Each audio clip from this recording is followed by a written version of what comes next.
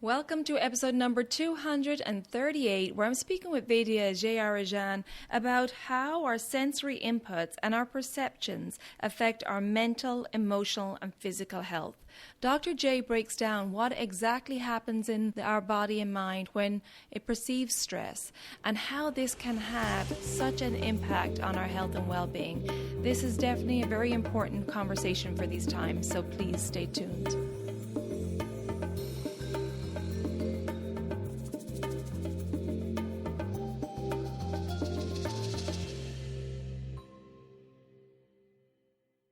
Welcome to the Elements of Ayurveda podcast. I'm your host, Colette, and I hope to educate and empower you to take charge of your health and well-being, preventing disease in the body and mind so that you can thrive in life. I will be sharing the holistic teachings of Ayurveda, which is the ancient healing tradition from India. Now, if you're new to Ayurveda, I recommend listening to the first couple of episodes where I do an introduction to Ayurveda and the mind-body types. And if you like the content, please be sure to subscribe or follow the podcast so the new episodes will automatically download for you. Also, you may want to check out my private Elements community, which is away from social media. It's a safe space for like-minded people to come together, to connect, to share, to support each other, and to continue the conversation from the podcast episodes. Check out the link in the show notes or visit my website, elementshealingandwellbeing.com, and just click on the community tab. And I hope to connect with you there. Thanks for listening. And now here's a new episode. Imagine studying Ayurveda and yoga in the elements on a mountaintop campus on the central coast of California, amidst the redwoods overlooking Monterey Bay. Mount Madonna Institute is a regionally accredited institution whose programs are recognized by NAMA. They offer the Ayurvedic Health Counselor and Ayurvedic Practitioner programs, as well as the unique WASC accredited Master of Arts in Ayurveda. Their community of students meets monthly on the mountaintop with complimentary online sessions held weekly. Students dive deeply into Ayurvedic medicine, and the study of classical yoga and Sanskrit round out the curriculum. MMI also offers an Ayurvedic yoga therapy program, which is approved by both the NAMA and IAYT. Are you looking where to begin? Well, look no further. Mount Madonna Institute. Visit them online and see what they have to offer. And you can check out that link in the show notes. Hello and welcome back to the Elements of Ayurveda podcast. Today, I'm very happy to welcome back Vaidya Jayarajan Kodikannath, who is a visionary, a classical trained Ayurveda doctor, and an accomplished teacher representing a lineage of Ayurveda practitioners from Kerala, India. He is CEO of Kerala Ayurveda USA and president of NAMA, the National Ayurveda Medical Association in the US, with a mission to make Ayurveda as a credible profession in the Western world. Dr. J has worked as the Chief Medical Officer of an internationally acclaimed Ayurvedic resort at Bangalore, India, Ayurvedagram, for more than 10 years before moving to America. Dr. J, welcome back to the show. It's always a pleasure to have you here. Thank you, Colette. Thank you for having me here. Oh, it's absolutely my pleasure. And we were trying to discuss a topic for the show, and I came across a quote of yours, and I wrote it down, and this is what I'd love to discuss today. So let me reveal the quote. You said that Ayurveda is not a disease management system. It's the management of the individual with the disease. And this quote just made me stop and think about that perspective, that Ayurvedic perspective versus that, Western perspective that we think of, we are looking at the disease. And I'd love for you to share with us the meaning behind this quote and how Ayurveda looks at disease management. Wonderful. This is a very, very important topic, Colette, because in this world, we always look at the disease as the symptoms or the problem of an organ, and we try to resolve those symptoms or that problem of the organ, thinking that the disease is the symptom that is a problem of that particular organ. But from an Ayurvedic perspective, if you really look at, even the definition of disease is imbalance. Imbalance of what?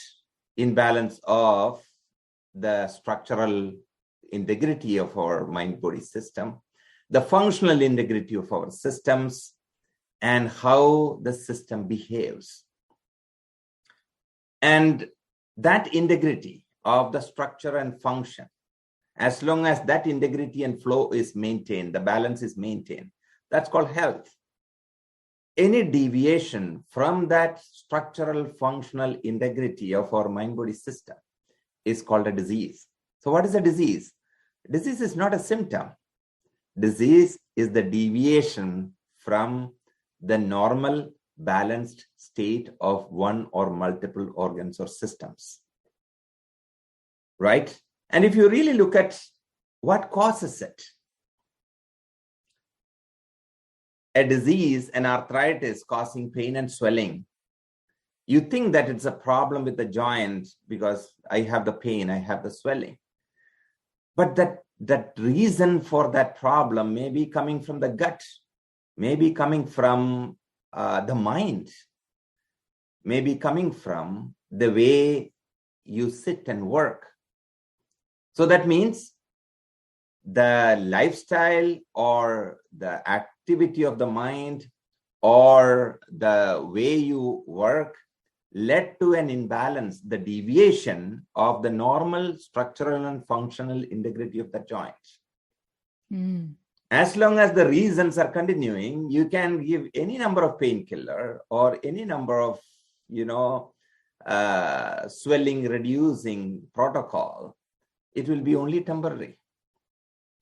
So I think this is the most important concept in Ayurveda, that the disease management is not the symptom management of the disease, but managing the individual with the disease. Because we cannot go to the disease directly without the individual, right? Mm-hmm. We can access or address the problem only through the individual. And if you look at the Ayurvedic protocol, whether that is a diet or lifestyle, mind management, sensory management, you will see that these are all to address the individual, not exactly to go to the disease or manage the disease symptoms. And if, in the professional learning of Ayurveda, if you look at what is a disease, you will see that expression of the disease is the end product of a chain of actions. There are various reasons that could be various inputs, including sensory, diet, water, breath, or the lifestyle, the way we sleep, our activities, our work, etc., that lead to a dosha to get increased and then aggravated. That in turn spreads in all the systems. Finally, it localizes in the weakest organ or weakest system, then causes structural or functional alteration, establishing as a disease, then developing the symptoms. So the establishment of a disease and expression of the symptom is the end point.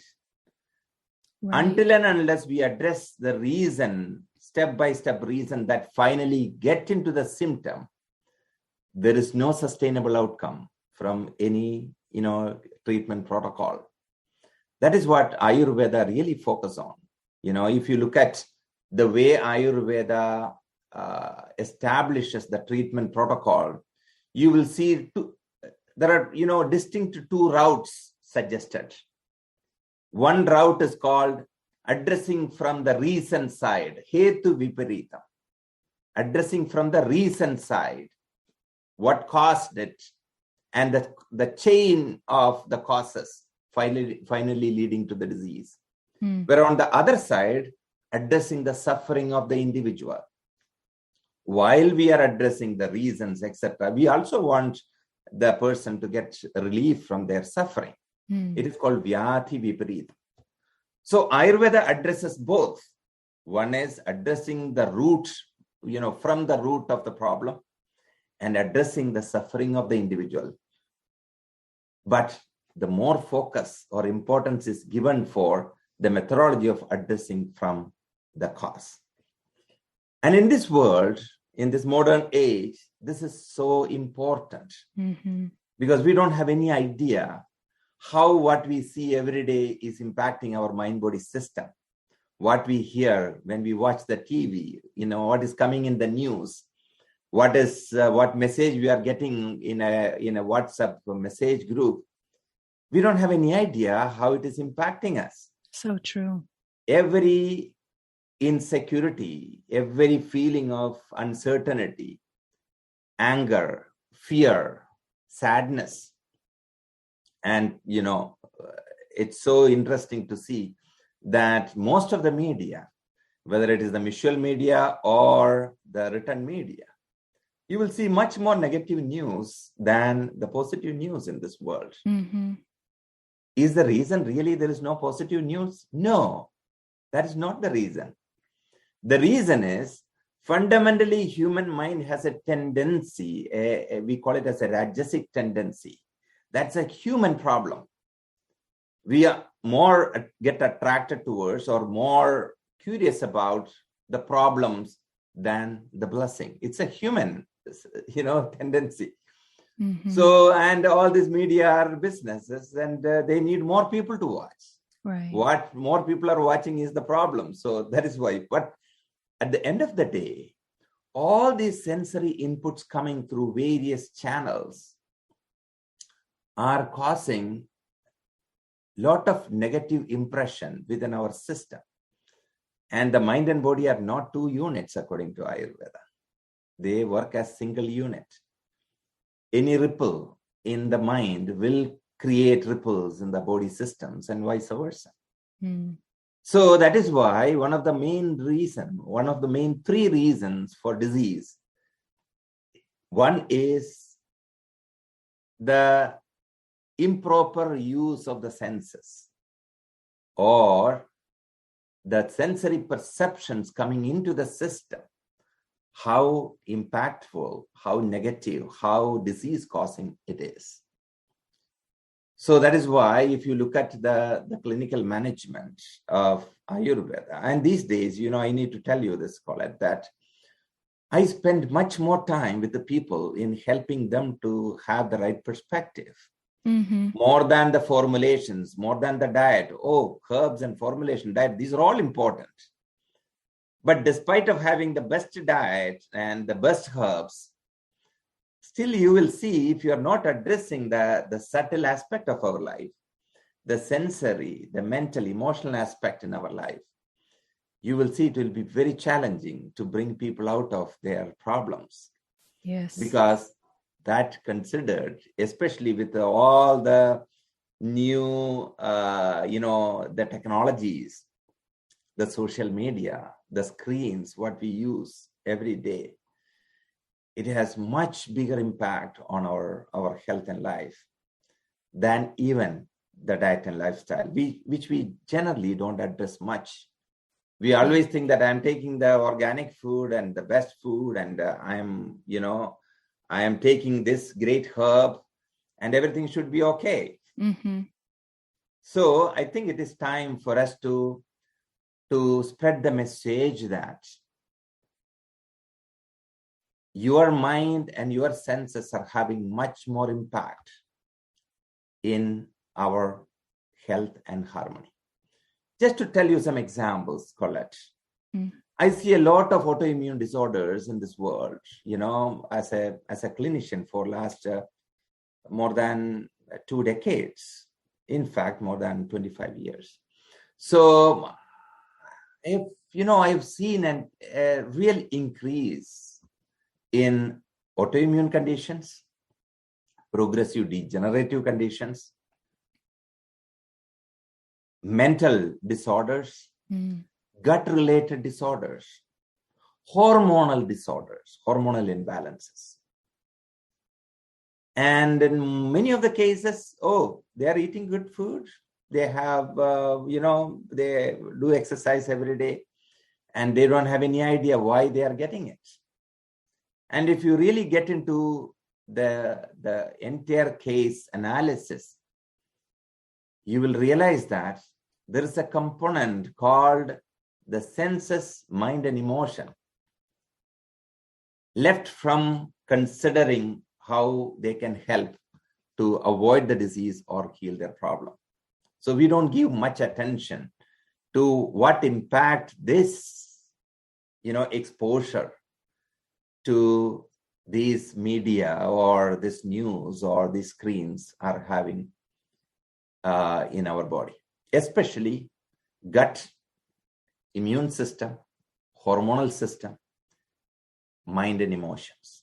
These 4 areas are considered as the main source of imbalance in my clinical practice. Gut and mind are so closely connected.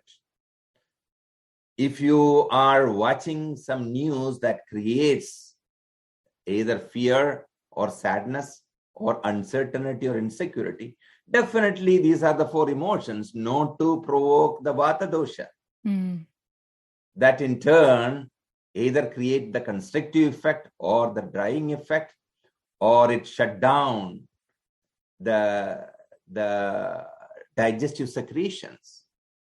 Have you ever noticed that if somebody is really sad, they won't feel like eating? Yes. Usually they feel really hungry for lunch, but on that day something happened. They were so sad, they're not even feeling, eating anything. What happened? That sadness as an emotion shut down the digestive secretions.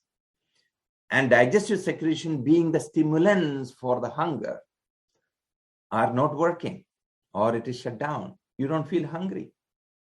Now, as a part of your regular routine, if you force yourself to eat a full meal, you will get indigestion because your system is not ready. I'm just taking a simple example. How the status of our mind influences our gut. The same way, hormonal disorders. I see a lot of cases with, menstrual disorders where mind is considered, found to be one of the main source of the problem, because the uterine system, the pelvic organs are a part of the Vata's own location, the Apana Vata. And when that is disturbed due to this emotional, variations, definitely you can get more PMS or dysmenorrhea, painful menstruation, scanty menstruation, and irregularities. So there's a huge impact on these systems coming from the mind and the emotions and the sensory exposures. And Colette, I want to tell you this. I'm, from an Ayurvedic perspective, majority of the metabolic disorders are coming from this issue of the stress, of the excessive, the overload of this information, that also the information that creates the negative emotions in our system.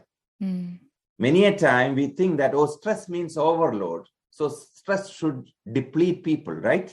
That's what we generally think. Yes. Stress means you are excessive exposure. You are doing too much things. That should cause weight reduction, or that should deplete you.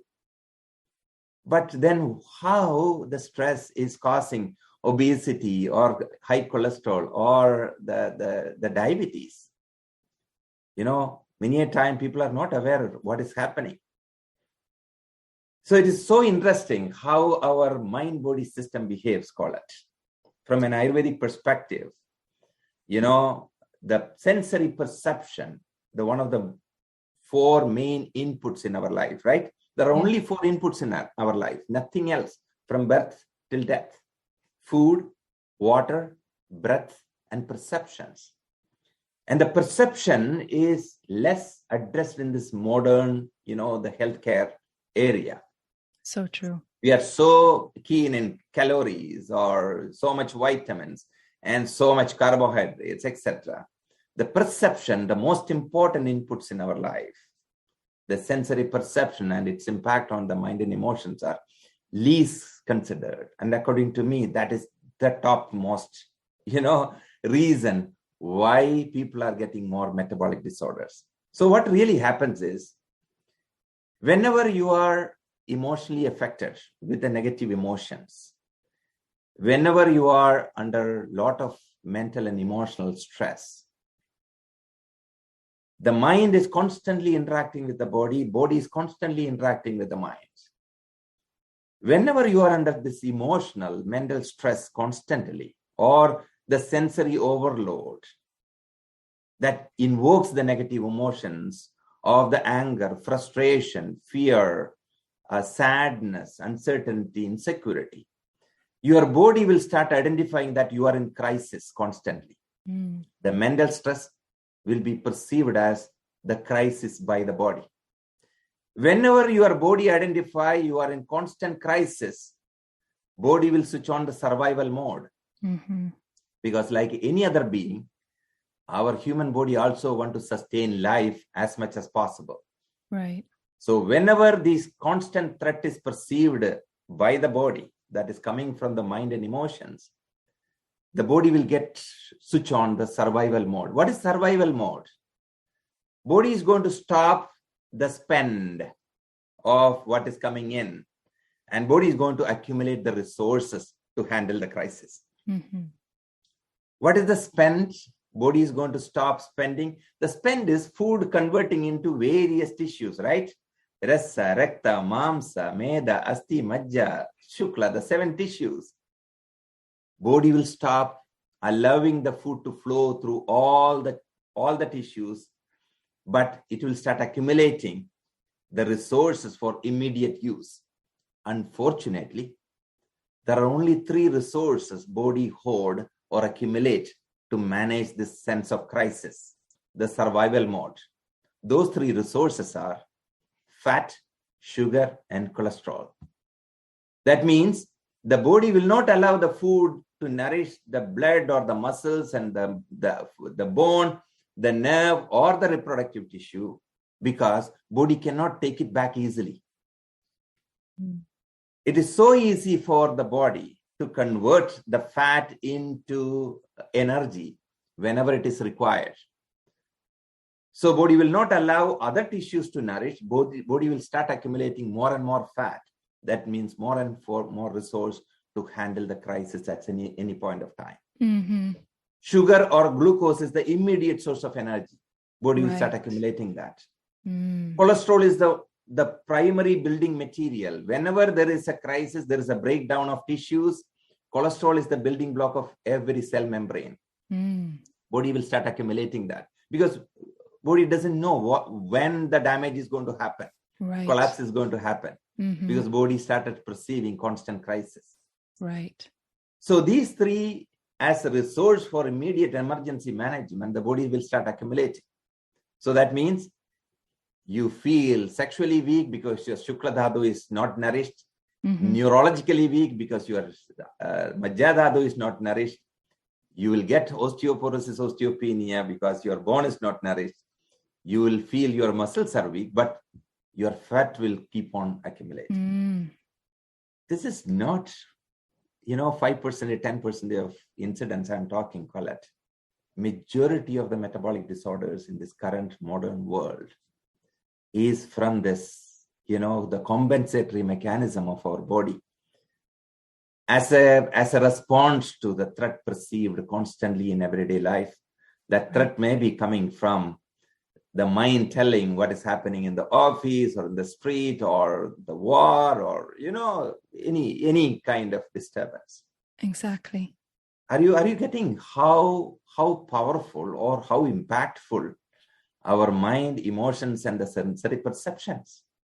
Well, absolutely. And I think it's such an important topic at this time because our world it seems like there's a lot more stress, or at least we're hearing, like you said, a lot more of the negative stories in the world.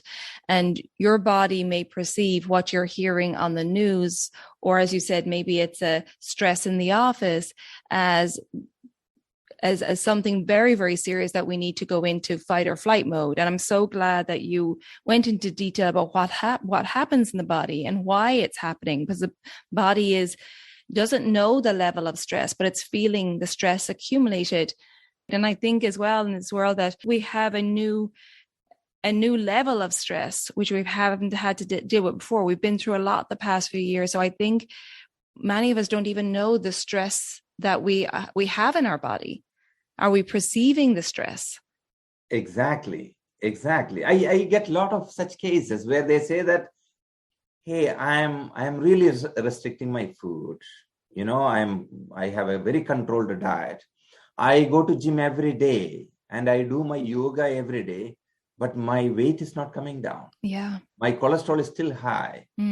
And they don't have any idea. Their mind and senses are really the problem or the main reason, despite of controlling the diet, despite of doing the exercise, still their metabolic parameters are not coming to normal.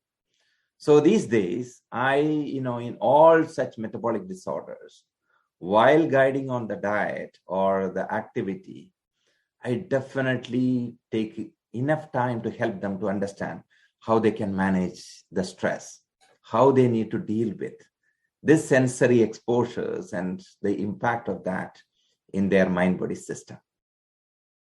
And it is so important that we share this message with all Ayurvedic students and professionals and the entire world. If you want to maintain good metabolism, sustainable energy, and the vibrancy, and to unleash the highest potential as a human being, you need to take care of this aspect of the senses, mind, and emotions.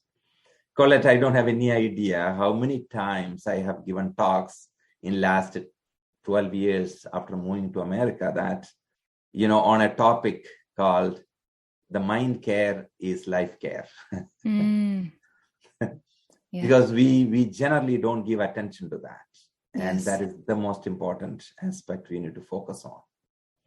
I'm going to interrupt my conversation with Dr. J just for a moment because the world needs Ayurveda and our planet needs people like you who are interested in studying Ayurveda to spread this ancient wisdom. We need it now more than ever.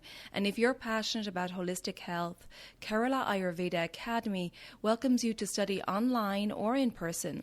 You'll gain all the tools you need to upgrade your lifestyle, align with nature, and inspire others to do the same. To learn more, visit keralaayurveda.us/courses, and you'll find that link in the show notes also. Okay, let's go back to my conversation with Dr. J. Yeah, we're so focused on our food and making sure we're getting our exercise and yoga and doing our mindfulness practices, and all that is wonderful. But if we're not taking care of our mind and those inputs we're exposing ourselves to, that's still a huge source of stress for our body. And unfortunately, that's not changing. There's stressful things happening in the world and we don't have control over that. But what we can manage is what we expose our senses to, right, on a daily basis. So I'd love to talk a little bit about that and how can you give people guidance on how to manage what inputs are coming in through the senses. Okay. It's a bit challenging process because humans are social animals. Right? Yes. We want to connect with the people. We want to connect with the world. We want to see things. And the technology has developed in such a way that it is so difficult for you to unplug. Yeah. Because you are getting personalized channels for you. And it is so tempting and enticing. And, I have the concern, call it that, the younger generation, they are really in the trap.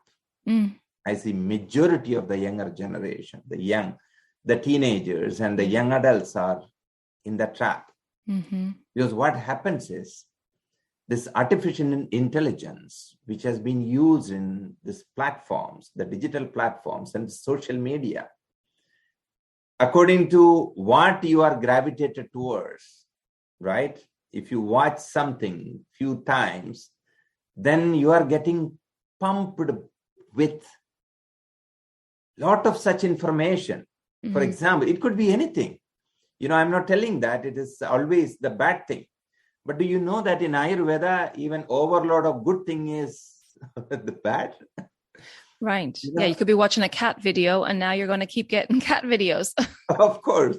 So cat video all over the place. You are not feeling, you don't have time to focus on your food. You don't have time to sleep because you love cats and you get a lot of cat videos. Right. But it's that like addictive behavior then, which is what's happening. It makes it very sticky, right? You're wanting to consume more.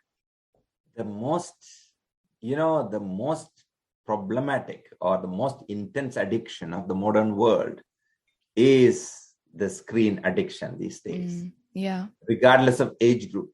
Yeah. More youngsters are more fallen into that because they have access and they are smart minds. They are faster minds. So according to what they need, they are getting it. And not only just, the teenagers, but even the adults.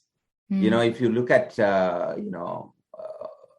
the people whom I connected, I had even the people aged at the 40 or 50 having this problem when I identify in a consultation that they are spending a lot of time. Think about this. A software engineer, as a part of their work, they need to spend that 8 hours, many a time it is 9 or 10 hours.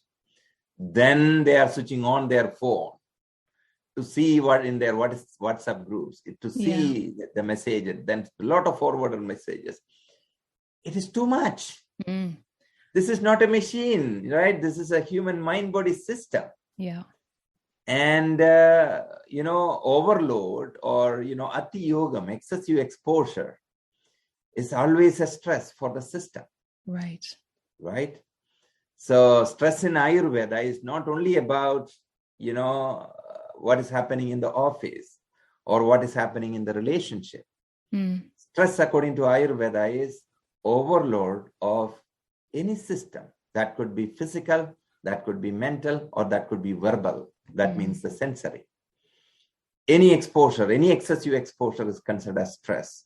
And one side, stress depletes. On the other side, stress causes the perception of crisis causing accumulation. Right. It's a very tricky proposition, call it. One side, the body-mind system depletes. On the other side, there will be accumulation of unwanted things. And we need to address both. Of course, dietary management is important. Lifestyle management is important. Sleep is important. Sleep. In this modern world, many a time we think sleep is a waste of time. I can be more productive. Yeah. I think we spoke about it before, Colette. Yes, we did. Yes. Yeah. And, since sleep is the only process where your mind and senses take rest, all other time, your mind and senses are engaged and the sleep. And that is what is, another concern what I have, that youngsters in this, I read an article. It was saying the most active time of teenagers in United States is between 10 p.m. and 2 a.m. Oh my goodness. And that is really concerning. Yeah. Yeah. The time where your system need to be replenished, recouped, recovered, rejuvenated during the deepest state of sleep. Yeah. You are overloading with all the sensory, stimulations. Right. Your body's not getting to do that internal house cleaning that's so necessary. So necessary, for the recoupment and helping to recover from the problems. Right. So that is where when people come with a specific system disorder, that could be, I'm getting recurrent urinary tract infection, or I'm getting painful menstruation, or I'm getting respiratory problems, my asthma recurrently. While addressing the physical and functional system through Ayurveda, through herbs and formulations and diet, etc., I always, look for their mental and emotional and sensory impact on these systems. And I spend a lot of time in guiding them. how they need to take care of their mind. Yeah. Now, it is not easy to unplug because it's very enticing unless and until you have that real conviction that, hey, this is causing the problem for me and I have to somehow stop. Somewhere you need to create a boundary for yourself. Mm-hmm. I won't use my screens during the meal. I don't use, I will stop using my screens 45 minutes or 1 hour before I sleep. Yes. I will use only this much time. Somewhere, if you're not taking care of that or creating a boundary, there is no escape from this. Because there is a limitation how others can manage. Even teenagers, there is a limitation even for parents how to manage, right? Mm-hmm. Absolutely. Just need a lot of education, building awareness. And that is the key. That is the key. And I found a lot of positive shift when I helped people. I always make sure that if I identify, hey, this is one of the reason or one of the main source of the problem. So I'll explain them what is really happening. Yes. And how they need to shift. Rather than asking them to stop everything, I will help them to manage it in a proper way and to create certain boundaries. If you try to stop everything, they will go to the totally other extreme. Right. That will also create problems. Right. So the medium path is very challenging in this modern world. Because for some people, medium path is boring. They want more and more all the time. Yeah. So. Yeah, but I think, as you said, when you explain, and I don't think people realize how much the stress in our lives, and we're all exposed to it. We can't shield ourselves completely from it because we've experienced a lot of stress in our life in the past few years with COVID and so on, and the climate, and we all have this awareness, so we can't shield ourselves from what's going on. But I don't think we quite understand the effects, and that's why I'm glad you went into that today. And I think the more you explain to people the reasoning but why we have to have some self-discipline and manage these inputs and encourage them to take responsibility for how they set up their day. And Ayurveda helps us understand this, right? It's really about tuning into the circadian rhythms and respecting those rhythms. And I'd love for you to talk a little bit about this and why we need to respect these circadian rhythms in regards to sleep and rest cycles and so on.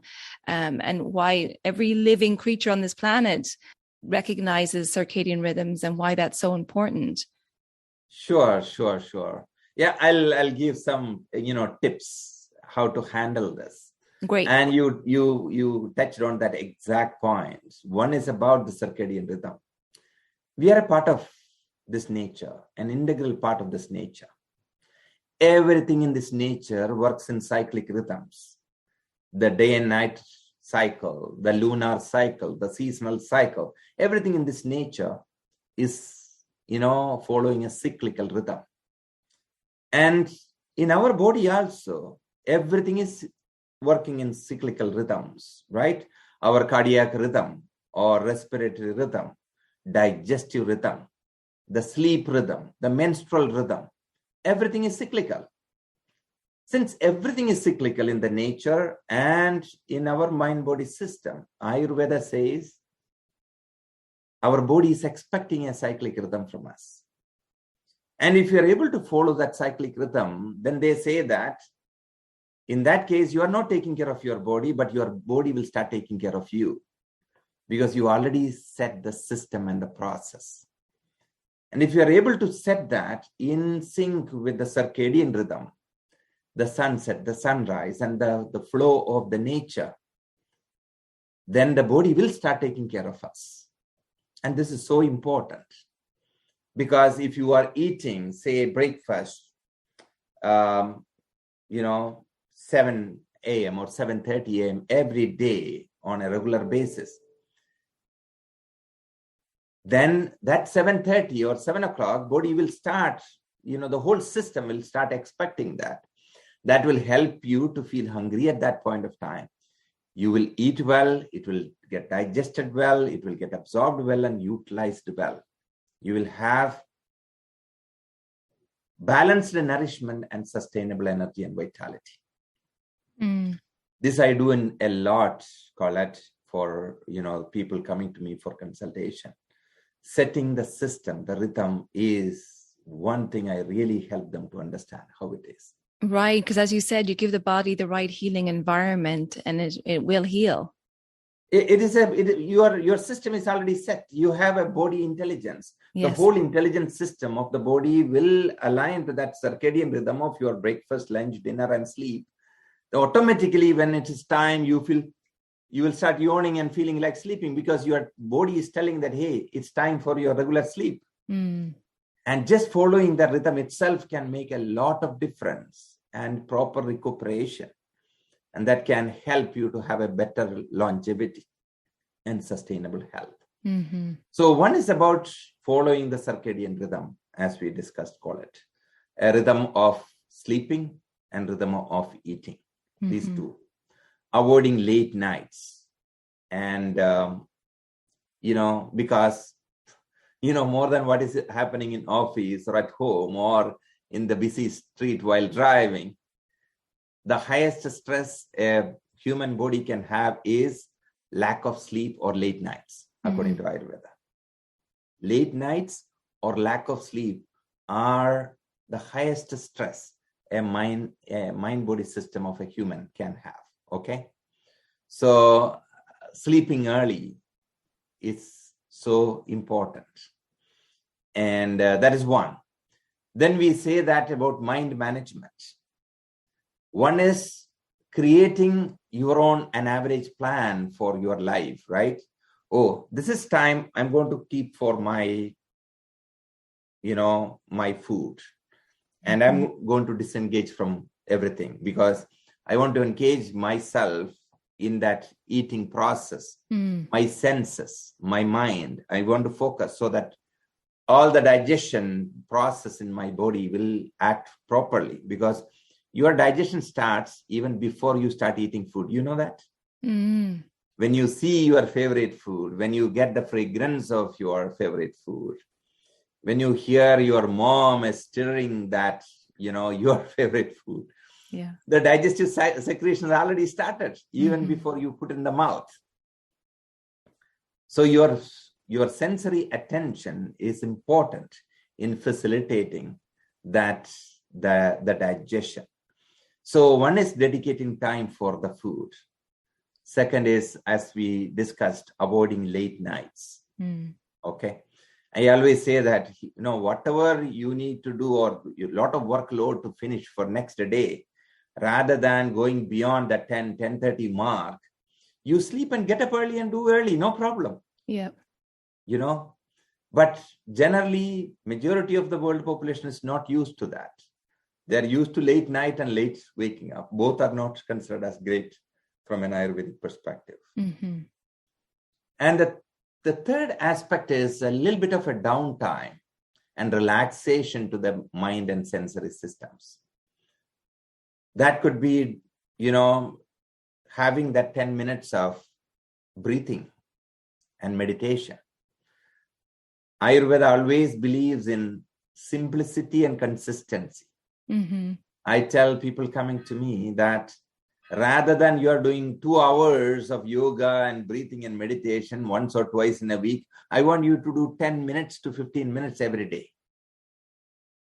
I ask them, okay, you're so busy during the week. Can you eat for a whole week? Right? You can't eat for a whole week, right? The same way you cannot do exercise for a whole week once, and you cannot do your meditation or breathing for 1 week. So if you can do 5 to 10 minutes a day, that is much, much better than doing 1 hour once a week or twice in a week. So having certain simple but consistent practices. What I suggest in this, supporting the sensory systems and the mind and the emotions are, one is doing a meditation for 5 to 10 minutes. What is meditation? Now you may ask, what type of meditation? Doesn't matter. just sitting quietly in a stable position, closing your eyes, looking within, watching your own breath and sitting for 5 minutes is a meditation for you. Because meditation means focusing on one point and staying relaxed. Ekagrata, single pointedness. Then I would say, do that for about 5 to 10 minutes. Then I would say, if you can add a 3 to 5 minutes of breathing before you do the meditation, that would be great. What type of breathing? Those who are having more depleting or stressful life that is creating a lot of exhaustion and weakness, I would say slow and steady alternate nostril breath. Call it alternate nostril breath means you breathe in through one nostril. Generally, we start with the inhaling in through the left nostril and then exhaling through the right nostril. After that, then you inhale through the right nostril and exhale through the left nostril and alternate that continuously. Do it in a slow, steady way. It is considered as a breath that balances whole the system. And there is a concept that the breathing through the nostrils, the left nostril from an Ayurvedic and yogic perspective, breathing through left nostril is considered as the lunar nadi. Lunar means the moon, the cooling, nurturing, stabilizing, stimulation coming from breathing through the left nostril. Whereas the right nostril is considered as the solar, the heating and stimulating breath. And it's very interesting. When you do the alternate nostril breath, you are balancing both the activity side and the relaxation side. Or in a more scientific perspective or more modern anatomical and physiological perspective, you are balancing both the sympathetic and the parasympathetic sides of our brain. Because the balance is health. Generally, in this world of stress and concerns, our sympathetic side of the brain, sympathetic side is overactive. The flight or fight mode is always at the peak. There is a counterbalancing side of the brain, the nervous system called parasympathetic nervous system. Meditation and breathing, even taking deep breaths, we call it as diaphragmatic breath. Take deep breath in and long breath out. So I suggest these two breaths for that 3 minutes to 5 minutes, alternate nostril breath and taking some deep breath, and do a 5 to 10 minutes of meditation. Excellent. This really helps. This is very simple. And I always tell them, please don't tell me that you don't have 10 minutes to spend for your health in a day. Yes. You have to find that. That 10 to 15 minutes can really recharge you, rebalance you, can help you to stay in a much more balanced state the whole day. There are certain people, they come with the mental imbalance. It's like, they are always anxious. Anxiety is affecting their life. Or they are feeling depressed. They are feeling fearful, unnecessary fears, unnecessary concerns, and that is affecting their life. In that case, I will add another 2 more minutes, call it Kent, with this process of breathing and meditation. You know what it is? I ask them to do a little bit of an internalization, a checking in with them. And this really, really helps Colette. Just 2 minutes. I tell them, you need to talk to yourself. Initially, they think that I'm just joking. Talking to yourself, what do you mean? I tell them, literally, you should talk to yourself. Because there are 2 yous inside your one body. There is that bold intellectual you, and there is the little naughty emotional you. Usually they fight, okay? Because after, hearing Ayurveda now, you should not have too much sensory overload. You should sleep in time. You should not do that. You should do this. Lot of intellectual awareness. But the emotional mind is used to certain other things, the usual habituations, the usual temptations, the usual, oh, it's not good for me, but I love it, right? Yes. So generally there is a fight happens. The intellectual mind will say that you should not do that, you should do this. And the emotional mind will say that, oh, I love that. Can I get it, please? In this fight, if the intellectual mind wins, the emotional mind will start saying that, oh, what a horrible life it is. Yeah. I cannot do anything what I love. I cannot eat anything what I love. This is a horrible life. That creates more problem. Yes. Now, if the emotional mind wins, in this argument, the intellectual mind will start saying that you are an utter failure. You don't have any, what a So you are, despite of knowing all these things, you are still doing that. Yeah. You are a failure. And that also creates problem. Mm-hmm. So I always say, those who are having the tendency of anxiousness or restlessness or tendency of mental fluctuations, they should allow their intellectual mind to talk to their emotional mind, literally. Having a checking in, look within, great. Talk to yourself. Yeah. Hey, how we have done yesterday? Oh, you are done great, wonderful. Okay, yeah, yesterday you had done that, but no worries. This is not the end of the world. We are going to take care of it. Having a conversation and reconciling what happened in last 24 hours. If you have done something nice, pat yourself, a little bit of a self-affirmation, self-appreciation, self-love. You have done a great job, wonderful. If you have done something which you are not supposed to do, you say that it's okay. That is, something we need to take care in future. We'll work on it. No worry. Yeah, yeah. Having an intellectual and the emotional harmony, that oneness, a reconciliation, can make a lot of difference, call it. I love that. That's great. I can tell you a lot of cases like that. That one process of asking them to talk to themselves and reconcile, that self-affirmation, self-care, self-love, and it's self-compassion, isn't it, as well? That make a huge difference. Yeah. I'm talking about 2 to 3 minutes a day. Yeah. You don't have any idea how impactful that, especially those who are, mentally a little bit delicate, sensitive, and prone to mental disorders. This is so, so powerful.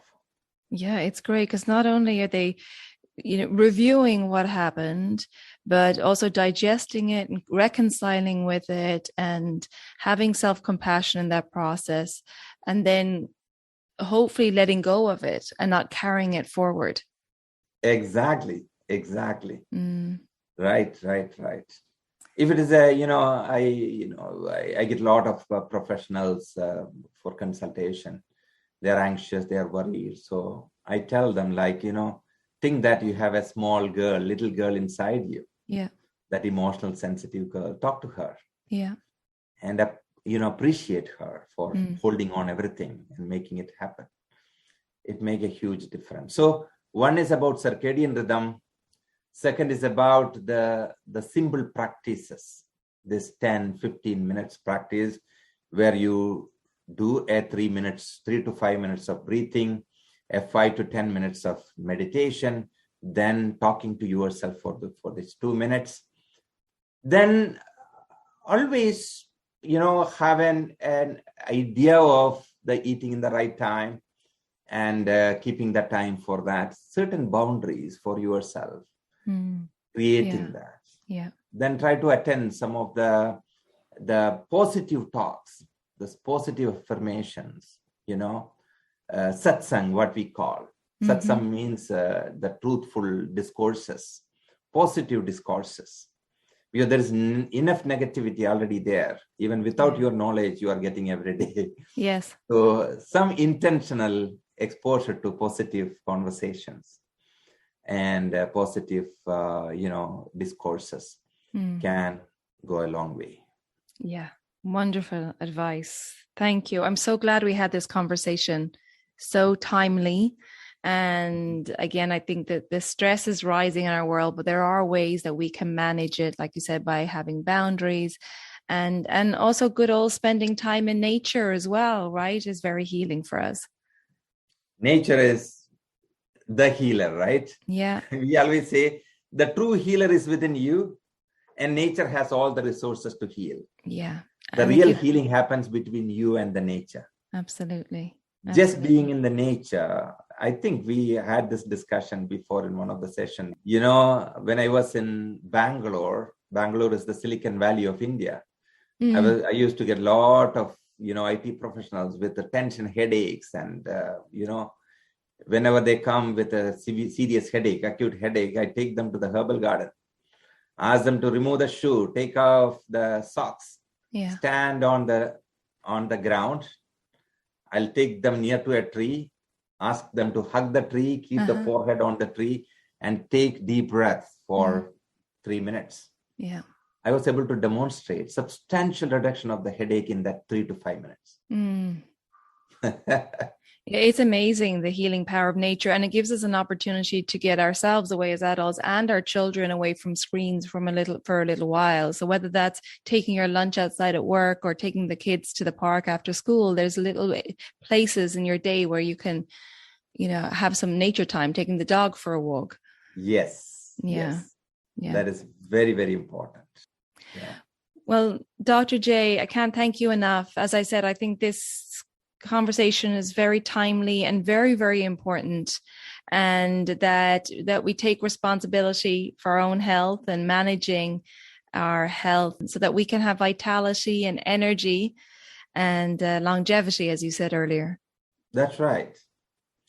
Health, harmony, happiness, peace, and longevity. The goals of Ayurveda. Yeah, absolutely.